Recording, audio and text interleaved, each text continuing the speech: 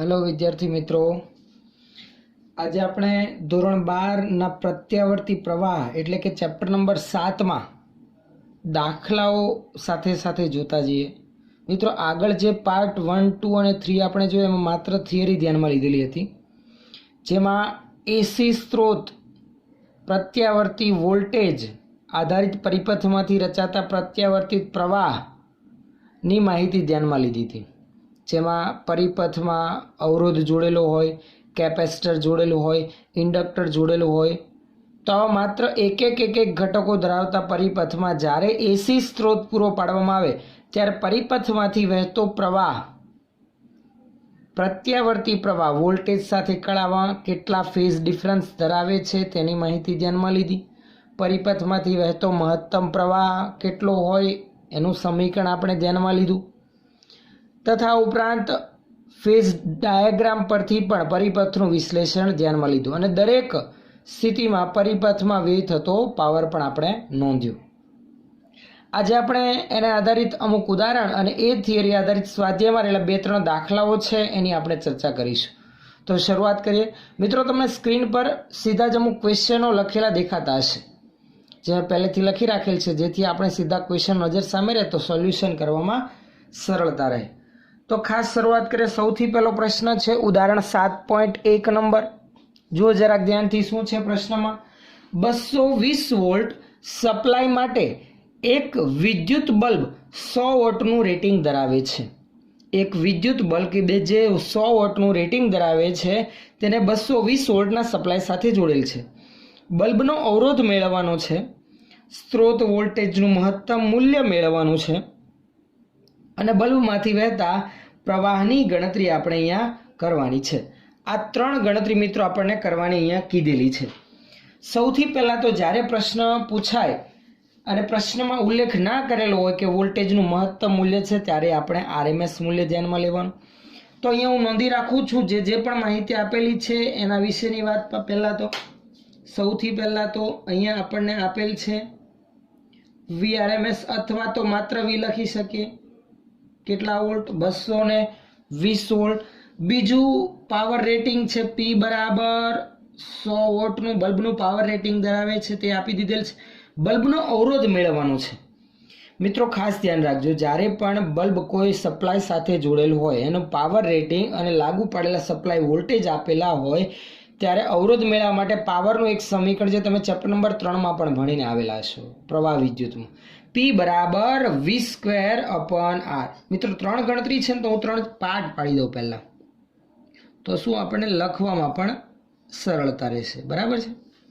તો આ 3 પાર્ટ પહેલા અહીંયા હું પાડી રાખું છું। ચલો, સૌથી પહેલી ગણતરી આપણે એ ભાગની કરી રાખીએ। પહેલી ગણતરી કરવી છે બલ્બનો અવરોધ, એના માટે સમીકરણ P બરાબર મેં તમને કીધું V²/R। અહીંયા VRMS ને આપણે V તરીકે કન્સિડર કરીએ છીએ, બરાબર છે। જો પ્રશ્નમાં ઉલ્લેખ કરેલો હોય કે વોલ્ટેજનું મહત્તમ મૂલ્ય, તો આ સીધું VM કહેવાય, પણ એવું કંઈ નથી કીધેલું, તો આપણે એને VRMS જ ધ્યાનમાં લેવાનું। ચલો, VRMS² અથવા તો V²/R, આપણે R મેળવવાનું છે તો પહેલા R ને કરતા બનાવે, તો R બરાબર V²/P। V² એટલે 220 નો વર્ગ છેદમાં P 100। 220 નો વર્ગ ના છેદમાં તમે 100 કરશો તો તમારું પરિણામ કંઈક 484 ઓહ્મ જેટલું આવશે। મિત્રો, અહીંયા હમણાં ગણતરી નથી કરતો કે જેથી આપણો ટાઈમ વેસ્ટ ન થાય અને સીધું આગળના પ્રશ્ન તરફ આપણે જઈ શકીએ। તો ખાસ ગણતરી તમે કેલ્ક્યુલેટર સાથે રાખીને કરતા જજો। આનું કેલ્ક્યુલેટરથી કરતા કેટલું આવશે? 484 ઓહ્મ, બરાબર છે। ચલો નેક્સ્ટ, બીજી ગણતરી કઈ કરવાની છે જરાક જુઓ। બીજી ગણતરી કરવાની કીધેલી છે સ્ત્રોત વોલ્ટેજનું મહત્તમ મૂલ્ય। મિત્રો, આરએમએસ મૂલ્ય છે મહત્તમ મૂલ્ય, તો કે સમીકરણ તમને ખબર જ છે, શું છે સમીકરણ યાદ કરો, VRMS બરાબર VM/√2 આપણે લખીએ છીએ, માટે મહત્તમ મૂલ્ય VM બરાબર √2 VRMS થશે, વર્ગમૂળમાં 2 ગુણાકારમાં VRMS છે 220। તો કેલ્ક્યુલેટરમાં ગણતરી કરશો તો તમને મહત્તમ મૂલ્ય મળી આવશે વર્ગમૂળમાં 2 ગુણાકારમાં 220 કરતા 300 11 વોલ્ટ જેટલું એપ્રોક્સિમેટ મૂલ્ય મળી આવે છે. તો આ થયો આપણા બીજા પ્રશ્નનો આન્સર. ચલો નેક્સ્ટ, ત્રીજામાં શું પૂછેલું છે જુઓ. બલ્બમાંથી વહેતા પ્રવાહનું આરએમએસ મૂલ્ય, પ્રવાહનું આરએમએસ મૂલ્ય આઈઆરએમએસ મેળવવાનું આપણને કીધેલું છે. શું મેળવવાનું કીધું છે? આઈઆરએમએસ. મિત્રો, પાવર પરથી આપણે પ્રવાહ મેળવી શકીએ. સમીકરણ આપણને ખબર છે, P બરાબર VI. જો બલ્બનો પાવર છે, એને લાગુ પાડેલા વોલ્ટેજ છે, તો વહેતો પ્રવાહ મળી જાય. અને વોલ્ટેજનું આરએમએસ મૂલ્ય ધ્યાનમાં લે તો પ્રવાહનું પણ આરએમએસ મૂલ્ય જ આપણને મળવાનું છે. તો સીધું જ P બરાબર VI. અહીંયા પ્રવાહનું આરએમએસ મૂલ્ય મેળવવું છે એટલે I બરાબર P/V, અથવા નામ પણ લખી શકાય IRMS બરાબર P/V RMS. P નું મૂલ્ય છે 100 VRMS છે 220. તો IRMS પ્રવાહ મિત્રો આવશે 0.454 એમ્પિયર. 0.454 એમ્પિયર જેટલો આન્સર આવશે પ્રવાહનો. આ ખાસ હાઇલાઇટ કરી રાખું છું, બરાબર, જે થશે આપણો આન્સર. ચલો નેક્સ્ટ 7.2 પર જઈએ આપણે. ધ્યાન આપજો, બરાબર. ખાસ તમને સમીકરણ આવડે એટલે ગણતરી એકદમ સરળ છે. એક માર્ક્સના શોર્ટ ક્વેશ્ચન છે તેમ કહી શકાય. 25 મિલી હેનરીના એક શુદ્ધ ઇન્ડક્ટરને 220 વોલ્ટના સ્ત્રોત સાથે જોડેલ છે. તો અહીંયા હું લખી રાખું છું પહેલા આપેલી મૂલ્ય કે ભાઈ VRMS આપી દીધેલ છે, જે છે 220 વોલ્ટ. ઇન્ડક્ટરનું ઇન્ડક્ટન્સ છે 25 મિલી હેનરી, બરાબર. જો સ્ત્રોતની આવૃત્તિ F નું મૂલ્ય આપી દીધેલ છે, જે છે 50 હર્ટ્ઝ. તો ઇન્ડક્ટિવ રિએક્ટન્સ અને પરિપથનું આરએમએસ પ્રવાહ મેળવવાનો છે. ઇન્ડક્ટિવ રિએક્ટન્સ સમીકરણ તમને ખબર હોવું જોઈએ. ઇન્ડક્ટિવ રિએક્ટન્સ XL બરાબર ઓમેગા L, જે ઓમેગા એટલે કે 2πf × L. મિત્રો, આ તમને ખબર હોવી જોઈએ. આ સમીકરણ તમારે યાદ રાખવાનું ઇન્ડક્ટિવ રિએક્ટન્સનું, એટલે સીધું જ આવડે. જો F છે, હા, L છે 2 અને π તો આપણને ખબર છે. તો 2 ગુણાકારમાં 3.14, F નું મૂલ્ય 50 અને L નું મૂલ્ય 25 મિલી હેનરી, એટલે 25 ગુણાકારમાં 10⁻3. તો ઇન્ડક્ટિવ રિએક્ટન્સ XL કેટલો આવશે? કેલ્ક્યુલેશન કરશો કેલ્ક્યુલેટરમાં તો કંઈક 7.85 ઓહમ આવશે. તમને ખબર છે મિત્રો, એકમ શું આવશે ઇન્ડક્ટિવ રિએક્ટન્સનો? તો કે એનો એકમ છે અવરોધના એકમ જેવો જ, એટલે કે ઓહમ. તો 7.85 ઓહમ આપણે લખી રાખીએ. ચલો નેક્સ્ટ, બીજો પરિપથનો આરએમએસ પ્રવાહ છે. સમીકરણ ખ્યાલ છે આપણને, પરિપથમાંથી વહેતા મહત્તમ પ્રવાહનો. જો ખાલી એસી વોલ્ટેજમાં ઇન્ડક્ટરને જોડેલ છે તો મહત્તમ પ્રવાહ IM બરાબર VM/XL આમ આપણે લખતા હતા. પણ આપણે મહત્તમ પ્રવાહની આરએમએસ પ્રવાહ મેળવવો છે. જો હું બંનેના ભાગાકારમાં વર્ગમૂળમાં 2 કરું, આના છેદમાં વર્ગમૂળમાં 2, તો આના છેદમાં પણ વર્ગમૂળમાં 2 આવશે. તો આ VM ના બદલે VM/√2 ની જગ્યા પર VRMS લખી શકાય અને આ IRMS થઈ જાય. તો આવું થઈ જાય, IRMS બરાબર VRMS ના છેદમાં XL. એટલે મિત્રો ખાસ યાદ રાખજો, આ રીતે આપણે સીધું મહત્તમ પ્રવાહના બદલે RMS પ્રવાહનું સમીકરણ બનાવી શકીએ.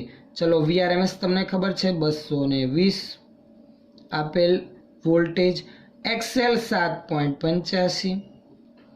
તો 220 ના છેદમાં 7.85 તમે કરશો તો તમને આરએમએસ પ્રવાહ મળી જશે 28 એમ્પિયર, જે અહીંયા હું લખી રાખું છું, જે થશે આપણો આન્સર 28 એમ્પિયર, બરાબર છે, જે આપણો આન્સર થશે. તો આ આપણો બીજો પ્રશ્નનો આન્સર થયો. એટલે જે 2 ગણતરી કરવાની હતી એનું. ચલો 7.3 નંબર જો ખાસ ફટાફટ.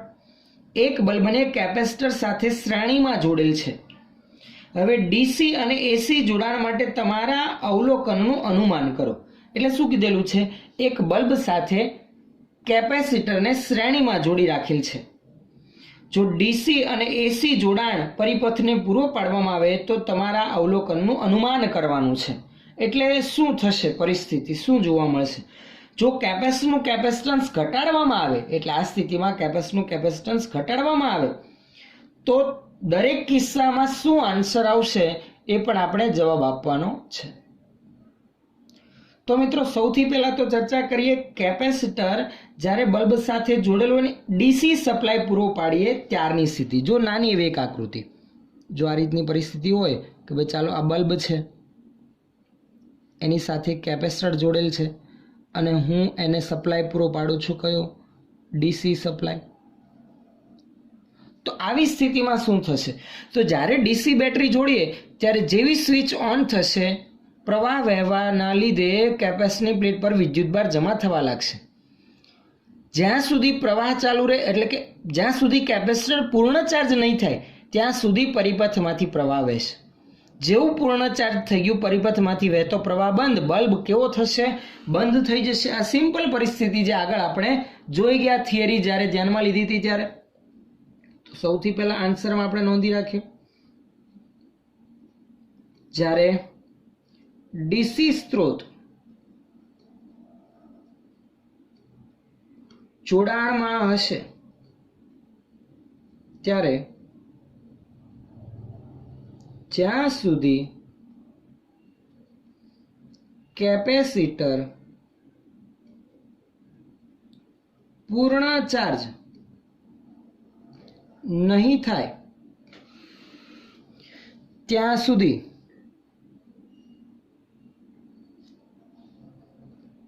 પરિપથમાં પ્રવાહ વહેશે. પછી લખી રાખીએ કેપેસિટર પૂર્ણ ચાર્જ થયા બાદ પ્રવાહ શૂન્ય થતા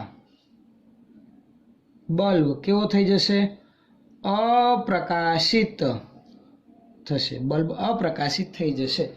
આ ડીસી જોડાણ કરીએ ત્યારની સ્થિતિ. હવે ટૂંકમાં સ્વિચ ચાલુ કરતા ક્ષણભરમાં કેપેસિટર પૂર્ણ ચાર્જ થઈ ગયું પછી બલ્બ ઓફ થઈ જવાનું કેમ કે પ્રવાહ વહેવાનો નથી. પણ જો કેપેસિટન્સ ઘટાડવામાં આવે તો શું ફેરફાર થશે તો કે એક વખત બલ્બ ઓફ થઈ ગયો કેપેસિટર પૂર્ણ ચાર્જ થઈ ગયું પછી કેપેસિટન્સમાં ફેરફાર કરવા છતાં બલ્બ પ્રકાશિત થવાનો નથી. લખી રાખીએ કેપેસિટન્સમાં ફેરફાર કરવા છતાં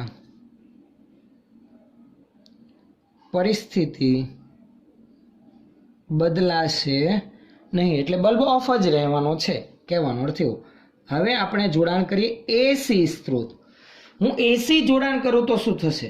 જો મિત્રો એસી જોડાણ કરીએ તો સીધો તમને ખ્યાલ આવશે કે જો આ ડીસી સ્ત્રોતના બદલે એસી સ્ત્રોત હું જોડીશ તો પરિપથમાંથી પ્રવાહ વહેશે.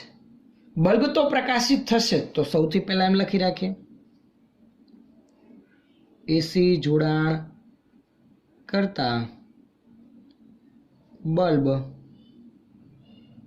પ્રકાશિત થશે પરંતુ એસી જોડાણ કરતા કેપેસિટરનું કેપેસિટિવ રિએક્ટન્સ પરિપથમાં ઉદ્ભવશે અને એ કેપેસિટિવ રિએક્ટન્સ ખાસ તમને સમીકરણ ખબર છે કેપેસિટરનો કેપેસિટિવ રિએક્ટન્સ XC બરાબર શું આવે છે 1/ωc. એટલે બલ્બ પ્રકાશિત થઈ જાય પણ કેપેસિટરનો કેપેસિટિવ રિએક્ટન્સ પરિપથમાં ઉદ્ભવતા હવે જો હું કેપેસિટન્સ ઘટાડું સી ઘટાડું તો કેપેસિટિવ રિએક્ટન્સ વધશે કેમ કે જો છેદ નાનો થાય તો ટોટલ પરિણામ મોટું બને અને જો કેપેસિટિવ રિએક્ટન્સ વધે તો પરિપથમાંથી વહેતો મહત્તમ પ્રવાહ Im બરાબર Vm/XC. આ કેપેસિટિવ રિએક્ટન્સમાં શું થશે વધારો. જો શું કરીએ તો સી ઘટાડતા ખાસ નોંધી રાખીએ સી ઘટાડતા કેપેસિટિવ રિએક્ટન્સમાં શું નોંધાય છે વધારો નોંધાય છે. આથી પ્રવાહ Im બરાબર Vm/XC મુજબ શું થશે ઘટશે કેમ કે છેદ મોટું બને તો પરિણામ નાનું બને.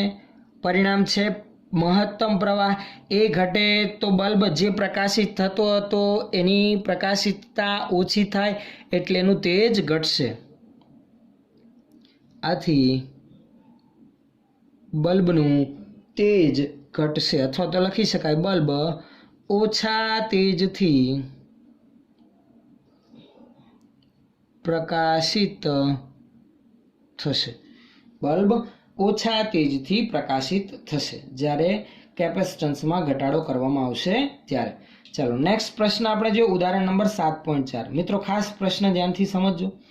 250 વોલ્ટ 50 હર્ટ્ઝના સ્ત્રોત સાથે 15 માઇક્રોફેરાડેના કેપેસિટરને જોડવામાં આવેલ છે. આ ત્રીજો ટોપિક આપણી થિયરીનો, જેમાં એસી સ્ત્રોત કેપેસિટર સાથે જોડેલ હતું. પરિપથમાં કેપેસિટિવ રિએક્ટન્સ અને પ્રવાહનું બે મૂલ્ય મેળવવાનું છે, આરએમએસ અને મહત્તમ મૂલ્ય. બેની ગણતરી કરવાની છે. તો સૌથી પહેલા આપણે કેપેસિટિવ રિએક્ટન્સ મેળવી રાખીએ. પહેલા તો આપેલું મૂલ્ય કંઈ ઉલ્લેખ ન હોય તો એ વીઆરએમએસ મૂલ્ય હોય 250 વોલ્ટ, આવૃત્તિ એફ છે 50 હર્ટ્ઝ. બીજું મૂલ્ય આપેલું છે કેપેસિટન્સ સી બરાબર 15 માઇક્રોફેરાડે, એટલે કે 15 ગુણાકારમાં 10⁻⁶ ફેરાડે. કેપેસિટિવ રિએક્ટન્સ મેળવવાનો છે, તો લખી રાખીએ કેપેસિટિવ રિએક્ટન્સ, જેનું સમીકરણ તમને ખબર હોવું જોઈએ, XC બરાબર 1/ωc. યાદ રાખવું મિત્રો, ઓમેગાની જગ્યા પર તો કે 2πf × c. હવે કિંમત મૂકી રાખીએ 1/2 ગુણાકારમાં પાઈની કિંમત 3.14 ગુણાકારમાં એફનું મૂલ્ય 50 અને સીનું મૂલ્ય 15 ગુણાકારમાં 10⁻⁶. તો કેપેસિટિવ રિએક્ટન્સ XC શું આવશે? તો મિત્રો તમે કેલ્ક્યુલેટરમાં ગણતરી કરશો કે 1/2 અને ગુણાકારમાં 3.14 ને 50 ને 15 ગુણાકારમાં 10⁻⁶. તો ગણતરી કરતા પરિણામ આવશે તમારું 212 ઓહ્મ. આની એપ્રોક્સ આન્સર આપણો રહેશે. તો કેપેસિટિવ રિએક્ટન્સ એક આપણું મળી ગયું, બરાબર છે. ચલો નેક્સ્ટ બીજી ગણતરી કરવાની છે, પ્રવાહનું આરએમએસ અને મહત્તમ મૂલ્ય. પ્રવાહનું આરએમએસ અને મહત્તમ મૂલ્ય એની ગણતરી આપણે કરીએ. પહેલા તો આરએમએસ પ્રવાહ મેળવીએ એ પહેલા મહત્તમ પ્રવાહ મેળવી લઈએ. જો તમને સમીકરણ ખબર છે, માત્ર કેપેસિટર ધરાવતા પરિપથમાં મહત્તમ પ્રવાહ IM બરાબર VM/XC. મિત્રો આ સમીકરણ થિયરી પરથી જ છે. માત્ર કેપેસિટર ધરાવતા પરિપથમાં મહત્તમ પ્રવાહ આટલો જ હતો, તો બસ એ જ લખેલું છે મેં. ચલો અહીંયા VM, તો કે VM તો નથી સર, VRMS છે. તો એવું કરીએ આપણે, આ સમીકરણમાં બંને બાજુ હું વર્ગમૂળમાં 2 વડે ભાગાકાર કરી દઉં, તો પહેલાં આરએમએસ સમીકરણ આપણને મળી જાય. તો હું અહીંયા પહેલાં એની ગણતરી લખી રાખું. ચાલો તો આપણે અહીંયા આમાં ચેન્જ કરી રાખીએ. ચલો બંને બાજુ વર્ગમૂળમાં 2 વડે ભાગાકાર કરવું, તો IRMS બરાબર VRMS/XC. VRMS છે 250, XC છે 212. તો ચાલો IRMS કેટલું મળશે? IRMS આવશે 250/212 કરતાં 250 જ છે ને, તો કે આ 7.4 માટે 250 વોલ્ટ આપણને આપેલું હોય મૂલ્ય, તો એનું પરિણામ કંઈક તમારું 1 સમથિંગ આવશે. 1.250 ભાગાકારમાં 212 કરતાં મૂલ્ય કંઈક 1.04 કે 1. તમે કેલ્ક્યુલેશન કરશો એટલે તમને વધારે ખ્યાલ આવશે. જો કદાચ આમાં માઇનોર મિસ્ટેક રહી જાય તો સુધારો કરી રાખું ગણતરી કરતાં જે પરિણામ આવે. 250 વોલ્ટ માટે 250ના ભાગાકારમાં 212 કરશો એટલે તમને આન્સર મળશે, જે આન્સર આપણો અહીંયા લગભગ એપ્રોક્સિમેટ 1 પોઈન્ટ કંઈક આવશે, બરાબર છે. 1.04 નહીં, એના કરતાં વધારે આવશે. ગણતરી કરવા જઈએ તો 212 વધશે, તમે જોશો તો 38 એટલે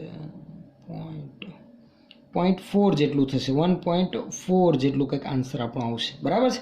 ચાલો આરએમએસ પ્રવાહ પછી આપણે મેળવીએ મહત્તમ પ્રવાહ. IM બરાબર આરએમએસ પ્રવાહ છે, તો આરએમએસ પ્રવાહ પરથી મહત્તમ પ્રવાહ શું મેળવીએ? તો કે IM બરાબર, સમીકરણ ખબર છે ને, IRMS બરાબર IM/√2. તો IM બરાબર √2 × IRMS થશે, બરાબર છે. આ કંઈક 1.4 અથવા તો 1.47 જેટલો આન્સર મિત્રો આવશે. હવે આની ગણતરી કરશો કે વર્ગમૂળમાં 2 ગુણાકારમાં IRMS, વર્ગમૂળમાં 2 ગુણાકારમાં તમે IRMS કરશો તો એનો પણ કંઈક આન્સર જે આવશે એ આપણે અહીંયા લખવાનું રહેશે, બરાબર. એની કેલ્ક્યુલેશન તમે કરી શકશો સરળતાથી કેલ્ક્યુલેટરમાં. જો આ કંઈક 1.47 જેટલો આવતો હોય તેના ગુણાકારમાં 1.41 કરતાં આપણું પરિણામ કંઈક 1.41 ગુણાકારમાં 1.41 એવું લગભગ 2 આસપાસનું મૂલ્ય તમારું આવશે. એક્ઝેક્ટ મને ખ્યાલ નથી આનો આન્સર, એટલે તમે કેલ્ક્યુલેશન કરીને લખી શકો છો. ઓકે, ચાલો હું પહેલાં કેલ્ક્યુલેટરમાં કેલ્ક્યુલેશન કરી રાખ્યું હોય તો.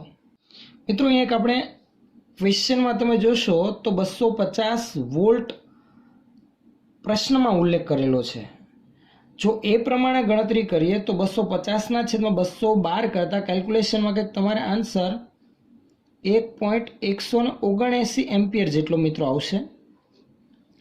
અને જો એ પ્રમાણે મહત્તમ પ્રવાહ મેળવીએ તો એનો આન્સર 1.66 એમ્પિયર જેટલો આવશે. બરાબર છે. તો આ મહત્તમ પ્રવાહ, આરએમએસ પ્રવાહ અને એક્સસી આપણને મળી આવ્યું. હવે કીધેલું છે જો આવૃત્તિને બમણી કરવામાં આવે તો કેપેસિટિવ રિએક્ટન્સ અને પ્રવાહના મૂલ્ય પર શું અસર થાય. જો આવૃત્તિ એફ બમણી કરવામાં આવે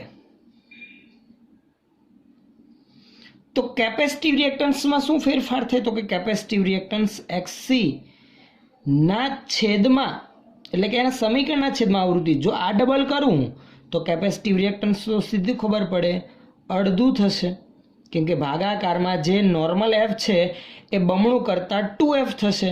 તો જે મૂલ્ય આવ્યું 212 એના કરતાં અડધું મૂલ્ય આવે. તો કેપેસિટિવ રિએક્ટન્સ કરવામાં આવે તો એમ લખીએ આપણે, કરવામાં આવે તો કેપેસિટિવ રિએક્ટન્સ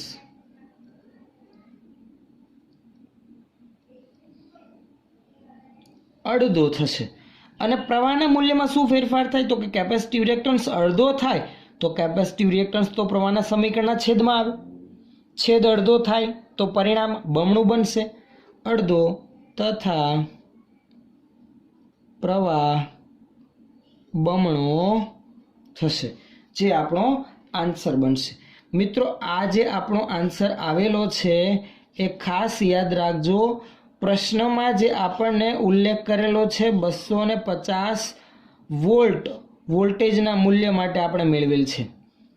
જો અહીંયા 220 લેવામાં આવે તો આ આન્સર ટેક્સ્ટબુકના આન્સર સાથે મળતો આવશે નહીં, એટલે આ માઇનોર ફેરફાર છે. પછી 220 હોય તે પ્રમાણે કેલ્ક્યુલેશન કરતાં માઇનોર આન્સરમાં ફેરફાર થાય. ગણતરી તો આ મુજબ જ કરવાની રહેશે, રીતમાં કોઈ ભૂલ કે ફેરફાર થશે નહીં.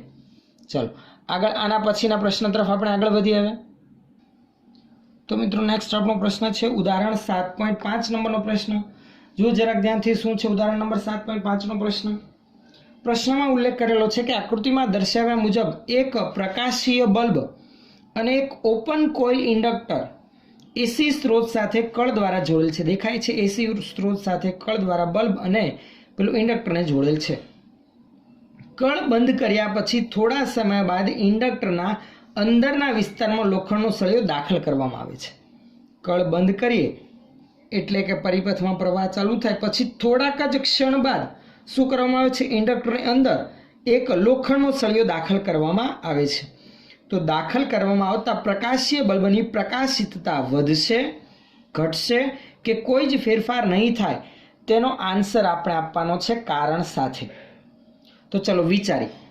પહેલાં તો જેવી આ કળ બંધ થશે આ પોઝિશનમાં આવશે, પરિપથમાંથી પ્રવાહ વહેવા લાગશે. પરિપથમાંથી પ્રવાહ વહેવાના લીધે બલ્બ પ્રકાશિત થશે, બરાબર છે. પરંતુ આ ઇન્ડક્ટરના અંદરના ભાગમાં જ્યાં શૂન્યાવકાશ કે હવા હશે ત્યાં લોખંડનો સળિયો દાખલ કરવાનો છે. જેવો અંદર સ્વિચ બંધ કર્યા પછી લોખંડનો સળિયો દાખલ કરવામાં આવશે તો એ લોખંડનો સળિયો ચુંબકીય ક્ષેત્રમાં આવી ગયો. મિત્રો ઇન્ડક્ટરને આપણે બીજી સાદી ભાષામાં સોલેનોઇડ પણ કહેવાય, વાહક તારનું એક ગૂંચળું જેમાંથી પ્રવાહ પસાર થાય છે. અને કેવો પ્રવાહ? એસી પ્રવાહ. તો અંદરનું ચુંબકીય ક્ષેત્ર પ્રવાહ પસાર થવાના લીધે હાજર હશે. તો એનો અર્થ એવો થયો ને કે ભાઈ આ સોલેનોઇડ અથવા તો કોઇલ કે જે વર્તુળાકાર સ્વરૂપે હેલિકલ સ્વરૂપે વાળેલી છે એના અંદરના ભાગમાં ચુંબકીય ક્ષેત્ર છે, જ્યાં લોખંડનો સળિયો આપણે રાખ્યો. તો લોખંડનો સળિયો ચુંબકીય ક્ષેત્રની હાજરીમાં મેગ્નેટાઇઝ થશે, ચુંબકીય ક્ષેત્ર ધારણ કરશે. આ કારણથી આપણે એમ કહી શકીએ આ ઇન્ડક્ટન્સના મૂલ્યમાં, એલના મૂલ્યમાં, પ્રેરકત્વના મૂલ્યમાં શું થશે? વધારો થશે. જો એલ વધે, જો ઇન્ડક્ટન્સ એલ વધે તો તો જે વોલ્ટેજ આ બેના શ્રેણી જોડાણમાં લાગુ પડતા હતા એ ઇન્ડક્ટરને પ્રમાણમાં વધુ લાગુ પડશે.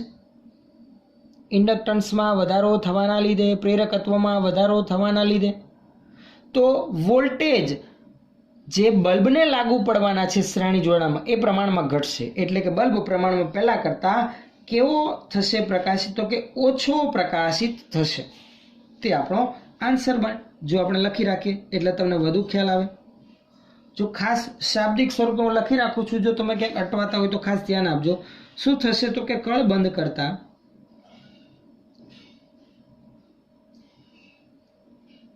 પ્રવાહ વહેવાના લીધે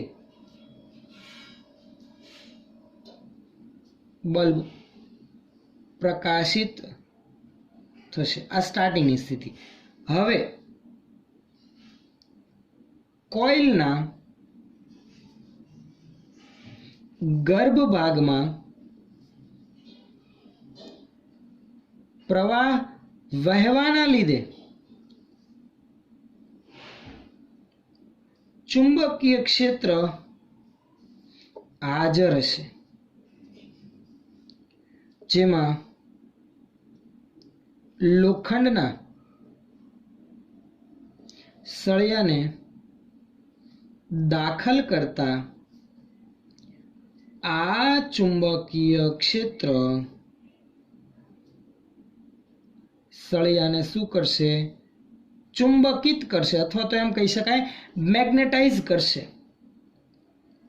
ચુંબકીય ક્ષેત્ર આને મેગ્નેટાઇઝ કરવાના લીધે આથી ઇન્ડક્ટન્સ L ના મૂલ્યમાં શું થાય? વધારો થશે. ઇન્ડક્ટન્સ L વધશે. આ જે ગૂંચળાનું ઇન્ડક્ટન્સ હશે તેમાં અંદર લોખંડ રાખવાના લીધે ચુંબકીય ક્ષેત્રની હાજરીમાં એ મેગ્નેટાઇઝ થવાના લીધે ઇન્ડક્ટન્સમાં વધારો થશે. આથી ઇન્ડક્ટન્સ વધે તો ઇન્ડક્ટિવ રિએક્ટન્સ XL પણ વધશે. XL બરાબર ઓમેગા L પણ શું થશે? વધશે. અને જો XL બરાબર ઓમેગા L વધે તો વોલ્ટેજ પણ વધશે, કારણ કે સમીકરણ આપણને ખબર છે V બરાબર I into XL. Inductive reactance વધે તો વોલ્ટેજ પણ વધે. આથી બલ્બના બે છેડા વચ્ચેના વોલ્ટેજમાં શું થશે? ઘટાડો થવાથી બલ્બની પ્રકાશિતતા શું થશે? ઘટશે. એમ પણ કહી શકાય ઇન્ડક્ટિવ રિએક્ટન્સ વધવાના લીધે પ્રવાહ ઘટે એટલે બલ્બ ઓછો પ્રકાશિત થાય. બે કારણ બની શકે આપણે લખવા હોય તો.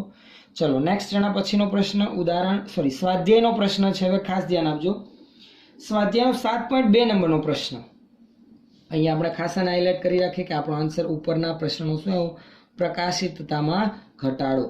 શું કીધેલું છે? તો કે 7.2 નંબરના પ્રશ્નમાં નાની નાની ગણતરી છે બે. જો જરાક ફટાફટ પ્રશ્ન. એસી સપ્લાયમાં વોલ્ટેજનું મહત્તમ મૂલ્ય 300 વોલ્ટ છે. વોલ્ટેજનું મહત્તમ મૂલ્ય આપણને આપી દીધેલ છે. વોલ્ટેજનું મહત્તમ મૂલ્ય એટલે કે આ અહીંયા પહેલેથી જ ક્લેરિફાય છે VM 300 વોલ્ટ આવું કહી દીધેલું છે. તેનો RMS વોલ્ટેજ કેટલો હશે? એટલે RMS વોલ્ટેજ મેળવવાનું છે. અને બીમાં પ્રવાહનું RMS મૂલ્ય આપી દીધેલું છે IRMS 10 એમ્પિયર અને તેનું મહત્તમ મૂલ્ય મેળવવાનું કીધેલું છે. બે ગણતરી છે તો હું બે પાર્ટ પાડી દઉં. ચલો સૌથી પહેલી ગણતરી એમાં મેળવવાનું છે RMS વોલ્ટેજ, મહત્તમ વોલ્ટેજ છે. સમીકરણ તમને ખબર છે VRMS બરાબર VM અપન √2. ના ખબર હોય તો યાદ રાખવું માટે VRMS બરાબર VM છે 300 ભાગાકારમાં વર્ગમૂળમાં 2. 300 ના ભાગાકારમાં વર્ગમૂળમાં 2 કરશો તો આન્સર આવશે 212.1 વોલ્ટ, જે આપણો આન્સર બનશે. ચલો બીજી ગણતરી એમાં કીધેલું છે કે RMS મૂલ્ય આપેલું છે, આપણે મહત્તમ મૂલ્ય મેળવવાનું છે. તો પહેલાં તો IRMS બરાબર IM અપન √2. માટે મહત્તમ મૂલ્ય મેળવવાનું છે તો IM બરાબર વર્ગમૂળમાં 2 ગુણાકારમાં IRMS થશે તો આન્સર આવશે આપણો વર્ગમૂળમાં 2 ગુણાકારમાં 10 કરવા જતાં 14.14 એમ્પિયર. મિત્રો આ કેલ્ક્યુલેશન તમે કેલ્ક્યુલેટરમાં કરશો એટલે સીધો તમને આ જ આન્સર મળવાનો છે. આન્સર હું હાઇલાઇટ કરી રાખું છું. ચાલો આના પછી નેક્સ્ટ આ એકદમ સરળ પ્રશ્નો છે, શોર્ટ ક્વેશ્ચન જે સમીકરણ આવડે એટલે આરામથી આવડે અને આ પ્રકારના શોર્ટ ક્વેશ્ચન બોર્ડની એક્ઝામમાં પૂછાતા હોય છે એટલે ખાસ આવડવા જોઈએ. ખાસ તમારે પ્રશ્નમાં કયો ઘટક જોડેલો છે ને એ ખબર હોવી જોઈએ એટલે સીધા સમીકરણ મગજમાં આવે. ચલો નેક્સ્ટ સ્વાધ્યાયનો 7.3 એ પણ કંઈક આવો જ એકદમ સરળ. 220 વોલ્ટ 50 હર્ટ્ઝના એસી સ્ત્રોત સાથે 44 મિલી હેનરીનું ઇન્ડક્ટર જોડેલ છે તો પરિપથમાં પ્રવાહનું RMS મૂલ્ય મેળવવાનું છે. પહેલાં તો આપેલા મૂલ્ય કંઈ નથી ઉલ્લેખ તો RMS વોલ્ટેજ કહેવાય. હા, આવૃત્તિ F 50 હર્ટ્ઝ છે. બીજું ઇન્ડક્ટર જોડેલ છે 44 મિલી હેનરીનું એટલે 44 ગુણાકારમાં 10⁻³ હેનરીનું. પરિપથમાં પ્રવાહનું RMS મૂલ્ય મેળવવાનું છે, IRMS આપણે મેળવવાનું છે.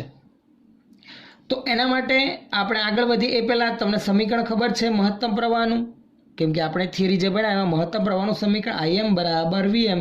માત્ર ઇન્ડક્ટર હોય ને તો આમ લખતા હતા XL ઇન્ડક્ટિવ રિએક્ટન્સ. હવે જો હું આ સમીકરણમાં બંને બાજુ વર્ગમૂળમાં 2 વડે ભાગાકાર કરું આ રીતે IM/√2 તો જમણી બાજુ પણ VM/√2 ઇન્ટુ XL થાય. આની જગ્યા પર VRMS લખાય ને આની જગ્યા પર IRMS તો સમીકરણ બની ગયું ને આવું. IRMS બરાબર VRMS/XL. મિત્રો એક વખત મેં લખી રાખ્યું, નેક્સ્ટ ટાઈમ આના પછીના પ્રશ્નમાં સીધું હું લખી દઈશ એટલે તમને ખ્યાલ આવશે. ચાલો હવે કિંમત મૂકી રાખીએ IRMS બરાબર VRMS. XL ઇન્ડક્ટિવ રિએક્ટન્સ એનું સમીકરણ આવે ωL. ઓમેગાની જગ્યા પર 2πf × L. ચલો કિંમત મૂકીએ 220 ના ભાગાકારમાં 2 ગુણાકારમાં 3.14 ગુણાકારમાં આવૃત્તિ 50 છે અને L છે 44 મિલી હેનરી. તો RMS પ્રવાહ કેટલો થશે તો કે IRMS 15.9 એમ્પિયર આવે છે આન્સર. તમે વેરીફાઈ કરી રાખશો કેલ્ક્યુલેટરમાં કેલ્ક્યુલેશન કરીને, કદાચ માઇનોર ફેરફાર આવે તો બાકી ગણતરી તો આ જ પ્રકારે આપણે કરવાની રહેશે. ચલો નેક્સ્ટ સ્વાધ્યાયનો 7.4. આ સરળતાથી તમને જાતે આવડશે. વિડીયો સ્ટોપ કરીને તમે પહેલાંનો આન્સર પણ મેળવી શકો છો જાતે કેલ્ક્યુલેશન કરવા માટે. ચલો પ્રશ્ન જુઓ. 110 વોલ્ટ 60 હર્ટ્ઝના એસી સ્ત્રોત સાથે 60 માઇક્રોફેરાડનું કેપેસિટર જોડેલ છે. પરિપથમાં પ્રવાહનું RMS મૂલ્ય આપણે મેળવવાનું છે. પરિપથમાં પ્રવાહનું RMS મૂલ્ય પહેલાં તો આપેલું મૂલ્ય લખી રાખીએ. શું આપેલું છે પ્રશ્નમાં એ ખાસ નોંધી રાખીએ કે અહીંયા પહેલાં આપણને કંઈ નથી ઉલ્લેખ તો RMS વોલ્ટેજ 110 વોલ્ટ, આવૃત્તિ F 60 હર્ટ્ઝ તથા કેપેસિટર જોડેલ છે તો કેપેસિટન્સ 60 માઇક્રોફેરાડે. ચલો હવે આગળ RMS પ્રવાહનું મૂલ્ય સેમ આ સમીકરણ લખી શકાય ને. IRMS બરાબર VRMS ના છેદમાં પણ XL નહીં XC આવશે કેમ કે કેપેસિટર છે તો કેપેસિટિવ રિએક્ટન્સ. અવરોધ હોય તો માત્ર અવરોધ, યાદ છે ને. ચલો હવે કેપેસિટિવ રિએક્ટન્સનું સમીકરણ યાદ કરો. એ તો હતું સર 1/ωc તો 1/ωc. છેદના છેદમાંથી ωc ક્યાં જશે અંશમાં તો VRMS × ωc. પાછું ωc ની જગ્યા પર 2πf × c બરાબર. આટલા ફેરફાર સમીકરણમાં થઈ જશે. હવે કિંમત 110 ગુણાકારમાં 2 ગુણાકારમાં 3.14 ગુણાકારમાં F છે 60 અને C 60 માઇક્રોફેરાડ 10⁻⁶. ચાલો કેલ્ક્યુલેટરમાં કેલ્ક્યુલેશન કરશો તો આ મૂલ્ય કંઈક 2.49 એમ્પિયર જેટલું આવતું હશે. વેરીફાઈ કરી રાખો તમારે આન્સર કેલ્ક્યુલેશનમાં કોઈ ફેરફાર હોય તો કેલ્ક્યુલેટર દ્વારા ગણતરી કરીને. ચલો ઠીક છે. તો આ થયા આપણા ચાલેલી થિયરી આધારિત સ્વાધ્યાયના અને ઉદાહરણના પ્રશ્નો. નેક્સ્ટ વિડીયો લેક્ચરમાં જ્યારે આપણે પાછા મળીશું ત્યારે અહીંયાથી આગળ કન્ટિન્યુ કરીશું, જેમાં હવે પરિપથમાં માત્ર ઇન્ડક્ટર, કેપેસિટર કે અવરોધ નહીં, 3 શ્રેણીમાં જોડેલા છે અને એસી સપ્લાય આપણે લાગુ પાડીને પરિપથનું વિશ્લેષણ કરવાનું છે. તેની ચર્ચા આપણે નેક્સ્ટ વિડિયો લેક્ચરમાં કરીશું. ઓકે, હવે આજે પણ ફરી એક વખત યાદ કરાવી દઉં, જે પણ આપણા વિડીયો ચાલે છે એમાં જે પણ લખાણ તમે સ્ક્રીન પર જુઓ છો એની PDF નોટ તમને નીચે ડિસ્ક્રિપ્શનમાં મળી જશે. તો ખાસ એમાંથી જોઈને તમારી નોટબુકમાં તમે નોંધી શકો છો. વિડીયો પોઝ કરવાની જરૂર રહેશે નહીં. ઓકે.